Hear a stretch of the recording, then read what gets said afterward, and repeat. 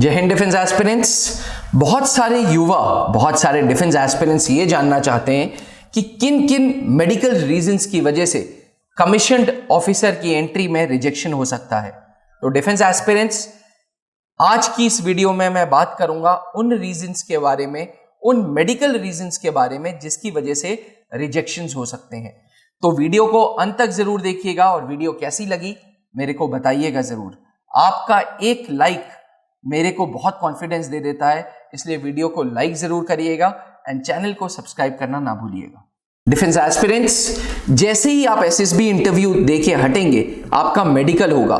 Medical का outcome दो प्रकार से होगा, या तो आप परमानेंटली रिजेक्ट हो जाओगे या आप मेडिकल में टेम्पररी रिजेक्ट होगे। मैं उन कैंडिडेट्स की बात कर रहा हूं जिनको मेडिकल रिजेक्शन मिल रहा है।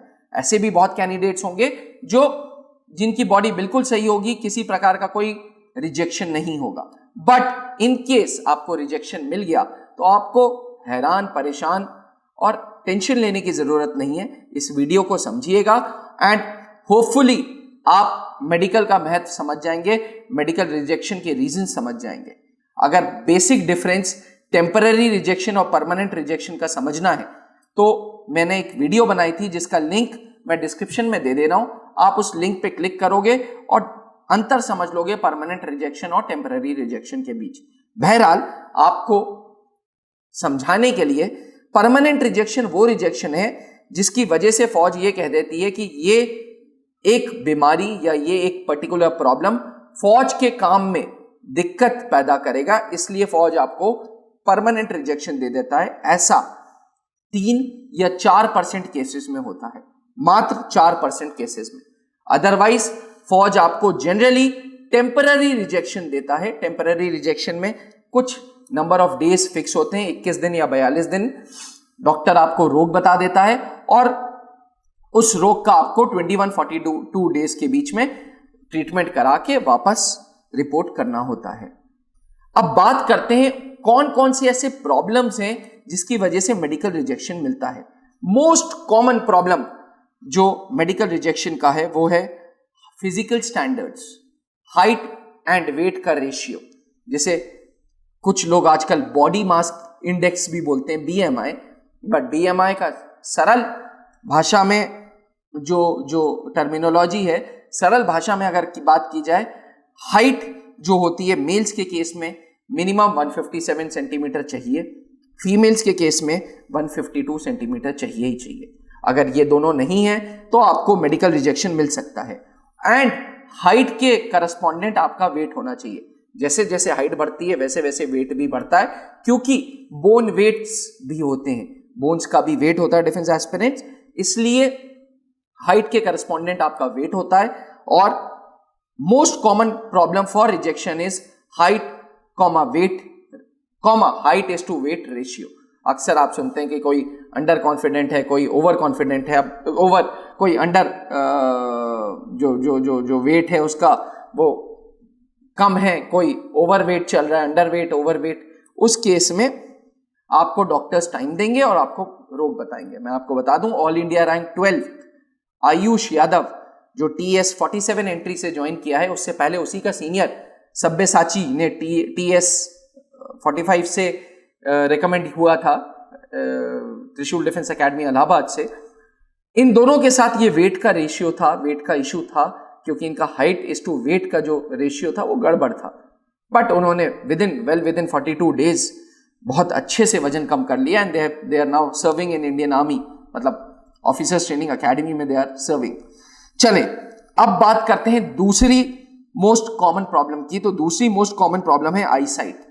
डिफेंस एस्पिरेंट्स, नॉर्मल बायोलॉजिकल भाषा में नॉर्मल आई साइट होती है 6/6, पर अगर किसी इंडिविजुअल की 6/9 है तो भी वो आर्मी में, नेवी में, एयरफोर्स में ज्वाइन कर सकता है।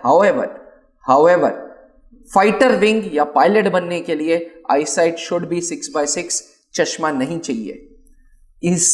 फिर से इस बात को गौर से सुनिएगा, हाइट जो आई साइट है वो 6/6 चाहिए। अगर 6/6 नहीं है और 6/9 है तो आर्मी, एयरफोर्स, नेवी तीनों में कमीशन लेवल पे कमीशन्ड ऑफिसर आप बन सकते हो। लेकिन अगर आपको फ्लाइंग करनी है तो आईसाइट आपकी 6/6 होनी चाहिए।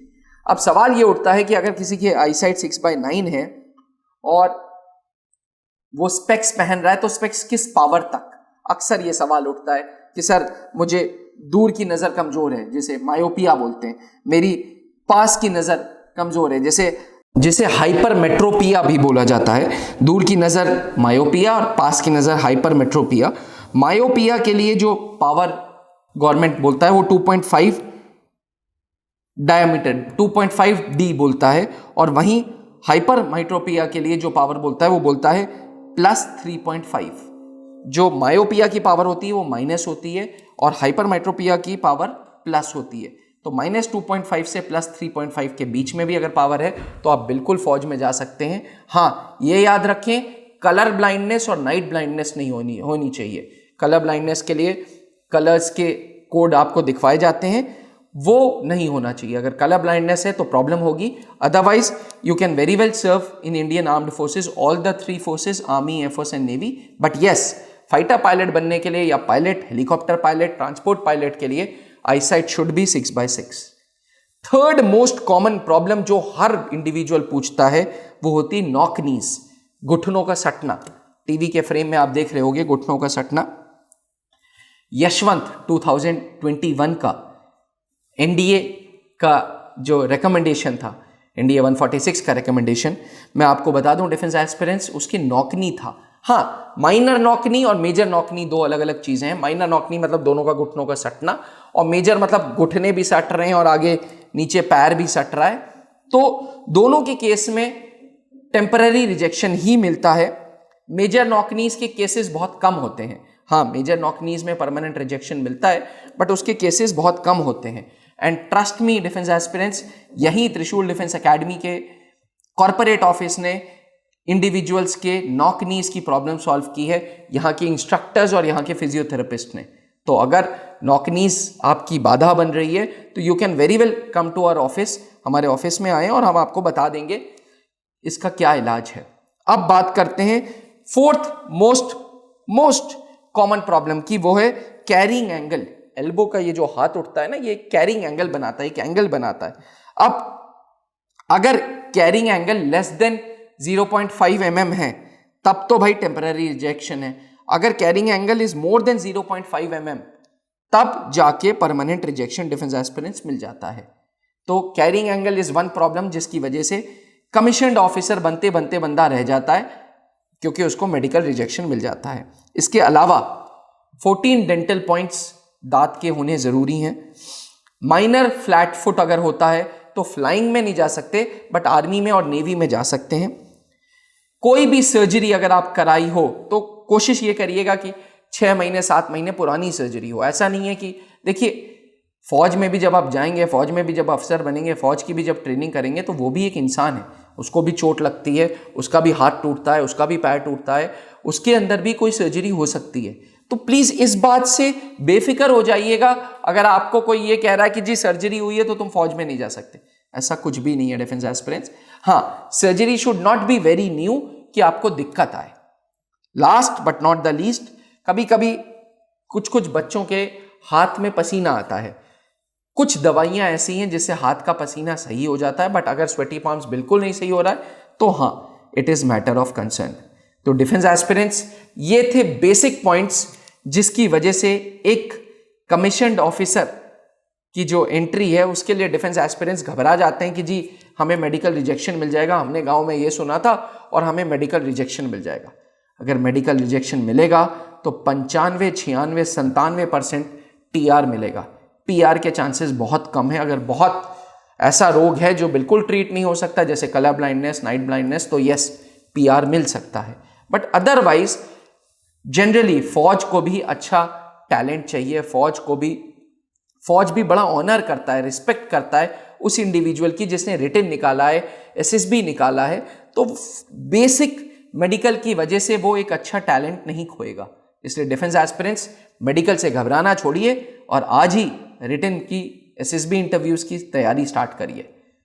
थैंक यू, जय हिंद। वीडियो को फिर से बोल रहा हूं, वीडियो को शेयर, लाइक एंड चैनल को सब्सक्राइब जरूर करिएगा। जय हिंद। जहां बनते हैं देश के गौरव। इंडिया का एकमात्र ऐसा कोचिंग इंस्टीट्यूट जहां कैडेट्स को ट्रेन किया जाता है आने वाले डिफेंस एग्जाम के अनुसार। अगर आपका भी सपना है भारतीय सेना में शामिल होकर देश की सेवा करने का, तो आज ही ज्वाइन करें त्रिशूल डिफेंस एकेडमी।